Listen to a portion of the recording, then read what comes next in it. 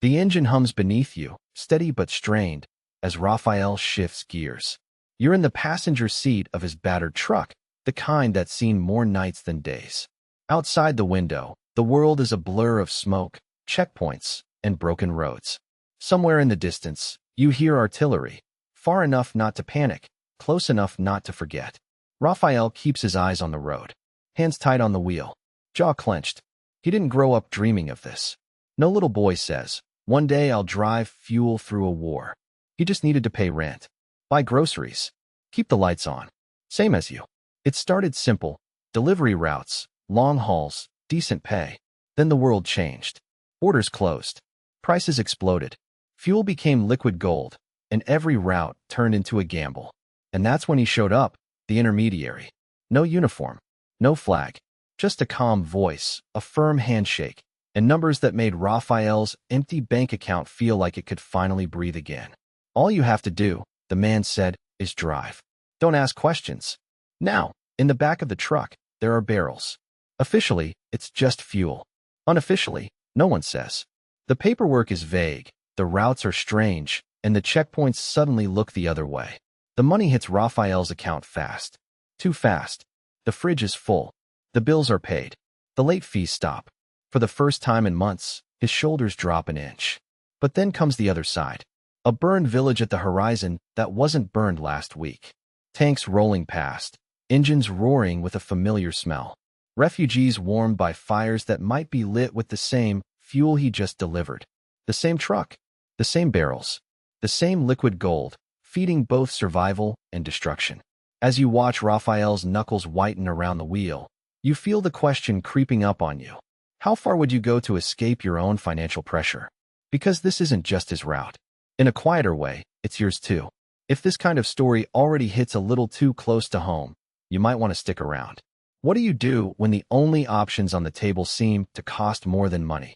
If you want to dig into that and learn how to buy yourself the freedom to say no without going under, go ahead and subscribe so you don't miss the next part of this journey. You're still in the passenger seat when the first glow appears on the horizon. At first, you think it's sunrise. But the sun doesn't flicker like that. It doesn't spit sparks into the air. Rafael narrows his eyes, fingers tightening just a little on the steering wheel. Another one, he mutters. As the truck rolls closer, you see it clearly. A town, or what's left of it, smoldering in the distance. Columns of smoke rise like questions no one wants to answer. The smell of burned plastic, diesel, and something you don't want to name slips in through the vents. You glance at the back of the truck. The barrels are strapped down, humming with their own quiet importance. Just metal and liquid, if you pretend hard enough. Just cargo. Rafael doesn't speak for a while. The road hums under you, the engine doing its steady, loyal work. On the surface, nothing is wrong. The money is better than it's ever been. The contracts keep coming. The mysterious intermediary always pays on time. You know this feeling. Maybe not from a war zone, not from a truck, but from your own life. That job you took because the bills wouldn't wait. That client you didn't like, but the numbers looked too good to refuse. That late night thought. If I don't do it, someone else will. Neutral. Just work. Just money. Rafael breaks the silence. You know what's crazy, he says. Last year I was hauling grain. People complained about delays, missing bags, stuff like that. Now, I move this. He jerks his head toward the barrels, and nobody complains. Nobody asks. They just pay. He drives on, but his eyes keep flicking to the side mirror, as if he could see the entire route stretching behind him. The burned town, the people, the tanks, the homes. You can feel the question forming in him, the same one that's been forming in you for years.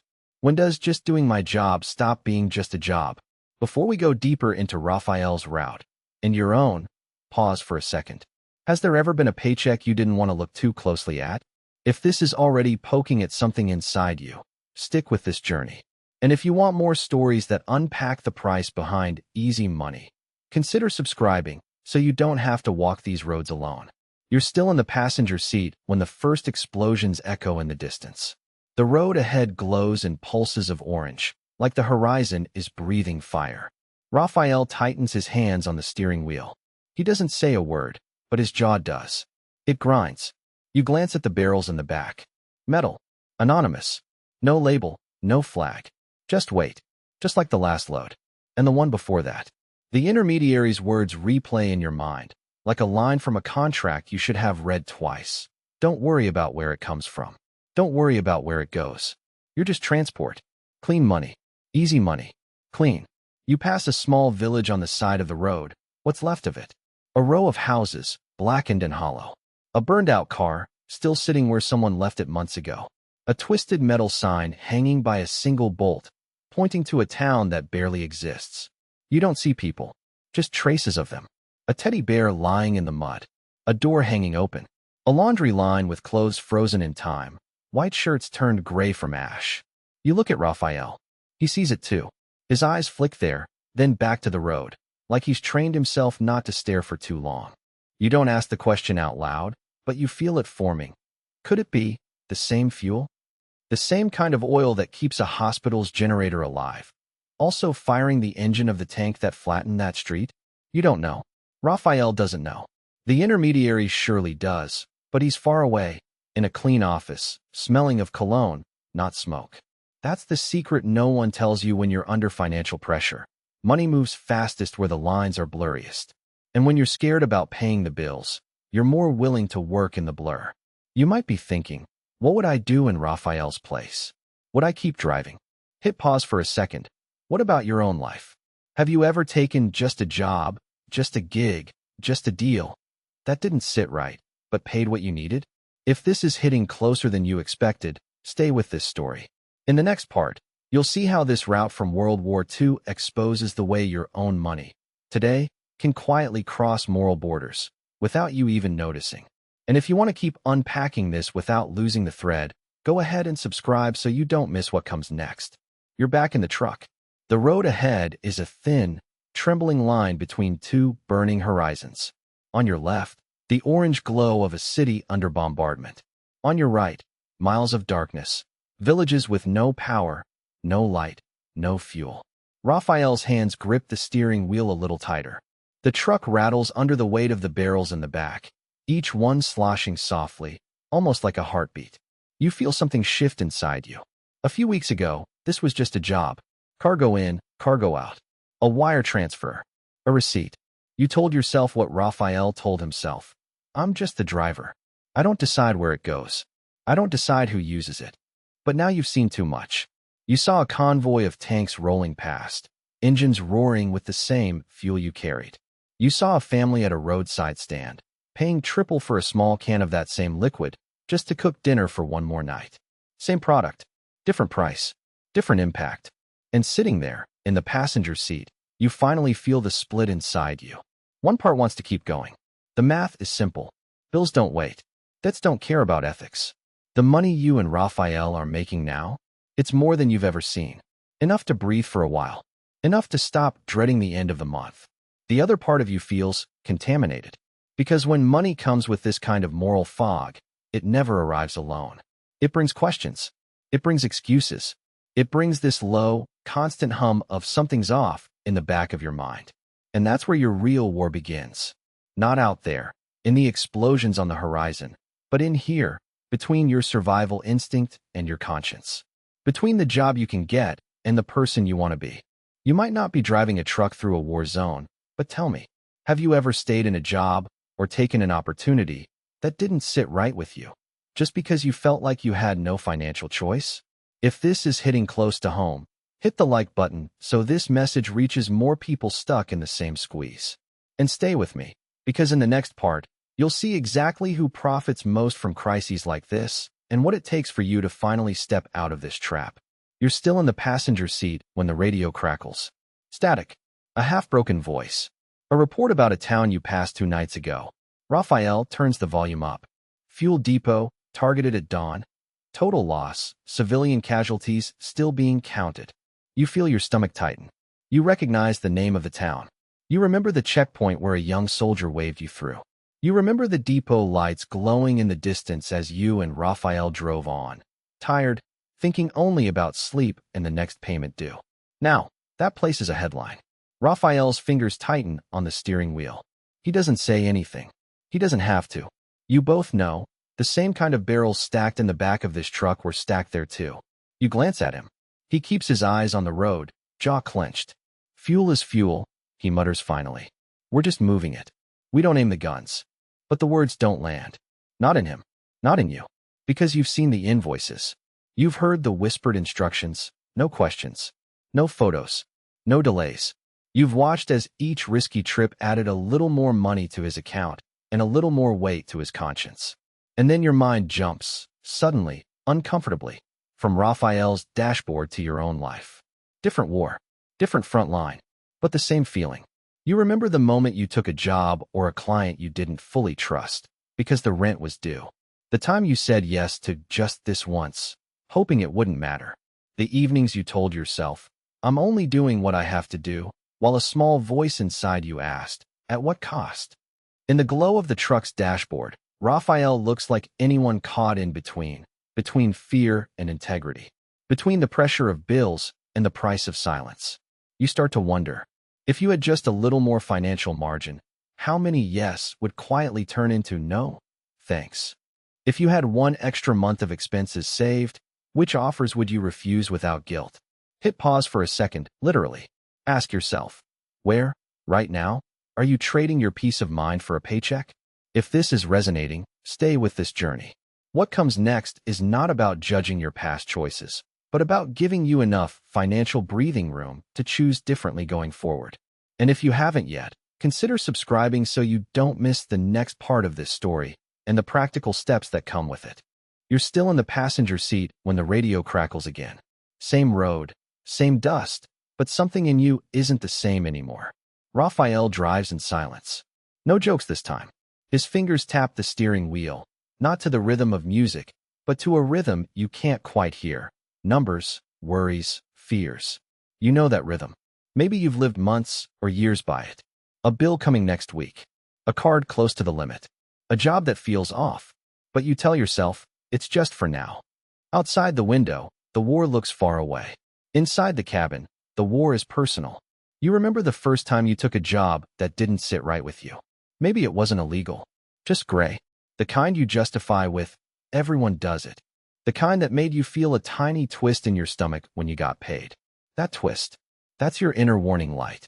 Debt, anxiety, and fear of not having enough are the fingers slowly reaching to switch it off. The truth is, in moments of crisis, wars, pandemics, inflation spikes, the same pattern repeats. Those with margin get options.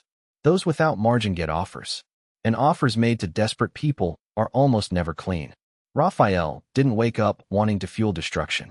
You didn't wake up wanting to compromise your values. But neither of you built enough space to say no. So the money looks neutral.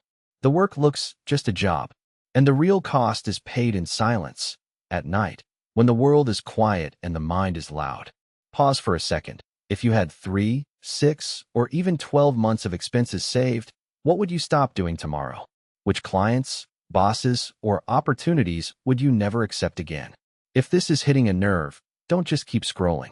Hit the like button so this kind of content reaches more people who feel that same twist in their stomach. And tell me in the comments, what's one thing you'd immediately say no to if money wasn't so tight? In the next part, I'll walk you step by step through how to build that financial margin, not in theory, but in practical, concrete moves, so you can finally align your work with your conscience. If you don't want to miss it, subscribe now and stay in the truck with Rafael until the end of this journey. You sit there in Rafael's truck, the engine humming, the road unrolling like a question that never ends. By now, you've seen enough to know. The fuel in those barrels was never just fuel. It was warmth for some, destruction for others, profit for a few, survival for many, ruin for countless more. You glance at Rafael's hands on the steering wheel, cracked, tense, tired. He didn't wake up one morning wanting to feed a war. He just wanted to keep the lights on, keep food on the table, not fall behind one more month. And in that cramped cabin, with the smell of diesel and dust in the air, you realize something uncomfortable. You're not that different. Maybe you've never crossed a border with contraband fuel, but you felt that same pressure. I can't say no to this job. I hate this, but I need the money. Just a little longer, then I'll fix my life. You've probably had chances to earn more by saying less, to look away, to not ask where the money truly comes from, or what it sustains. The world tells you, Money is neutral. It's just a tool. But sitting here, watching a plume of smoke rise on the horizon from a village that burned because of the same fuel that paid for Rafael's rent, you see the lie. Money is a tool, yes. But tools always end up in someone's hands. And those hands have values, choices, and consequences. The real question is, when money knocks on your door, who do you become to let it in? If this story is touching a nerve, it's probably because some part of you is tired of being cornered by your own bank account, tired of feeling like your values come with a price tag. So let me ask you, have you ever felt forced to accept something that went against what you believe, just because you needed the money? If the answer is yes, stay with me. In the next part, I'll show you how to start building the financial margin you need to say no without fear and yes without guilt. And if this journey is resonating, consider subscribing so you don't miss how Rafael's road, and yours, can take a different turn. The engine quiets in your memory, but the questions it raised are still running. You've ridden shotgun with Rafael long enough to know this isn't just his story. It's yours. Different roads, different numbers in your bank account, but the same knot in the stomach when the bill is due and the paycheck isn't. Because in the end, this wasn't a story about war. It was about what you do when your back is against the wall. When the easy money shows up. When the job offer comes with a little voice that says, "Don't look too closely." When the world tells you, you can't afford to have principles. Rafael learned the hard way that money is never neutral. Those barrels didn't just move fuel, they moved consequences. Every extra dollar in his pocket came with a quiet tax on his conscience. You're not driving a truck through a war zone, but you felt your own version of that squeeze, saying yes to overtime that slowly eats your health, staying in a job that doesn't fit your values because the rent won't wait, nodding along to just this once because you don't see another option. The real lesson of this road isn't be a hero or be perfect. It's this: build enough financial margin so that when the wrong opportunity knocks, you can actually close the door. That's what this channel is about, turning stories like Rafael's into practical tools for your real life. Step by step, paycheck by paycheck, choice by choice.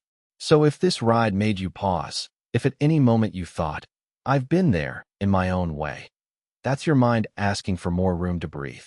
Tell me in the comments, what's one decision you made because of financial pressure that you'd like a second chance at, or a better plan for next time? And if you want the next chapter, not just of Rafael's world, but of your own money story, hit subscribe. We're not here to chase easy money. We're here to build steady money with a quiet conscience and a life where you get to choose which roads you drive.